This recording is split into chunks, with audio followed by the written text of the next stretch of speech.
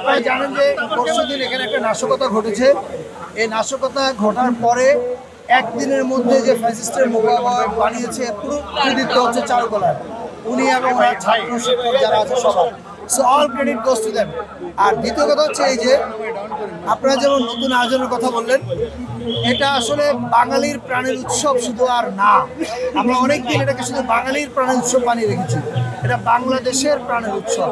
বাঙালি, চাকমা, মারমা, গারো যত জাতি গোষ্ঠী আছে সবাই চৈত্র সংক্রান্তি পালন করে, বর্ষ বিদায় করে এবং বর্ষবরণ, এখন বর্ষবরণ শুরু করেছে পালন করা।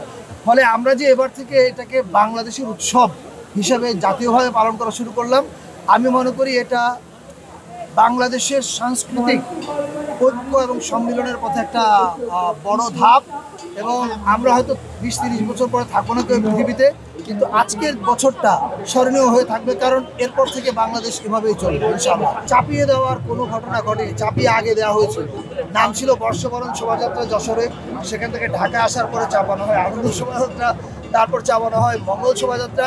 এবার চারুকলা সিদ্ধান্ত নিয়েছে তারা তাদের যে নামে চারুকলা শুরু হয়েছিল সেই নামে ফিরে যাবে, এটা তাদের সিদ্ধান্ত। দ্বিতীয় কথা হচ্ছে এই যে রাজনৈতিক কিনা, নো, এই শোভাযাত্রা ঐতিহাসিকভাবে রাজনৈতিকভাবে ব্যবহার করা হয়েছিল। একটা নির্দিষ্ট রাজনৈতিক গ্রুপ তাদের প্রতিপক্ষকে ঘায়াল করার কাজে ব্যবহার করেছে। আমরা এবার শুধুমাত্র ফ্যাসিস্টের মুখপাত্র, কারণ ফ্যাসিস্ট কোনো রাজনীতির অংশ নয়, সে সকল সবচেয়ে বড় অশুভ শক্তি।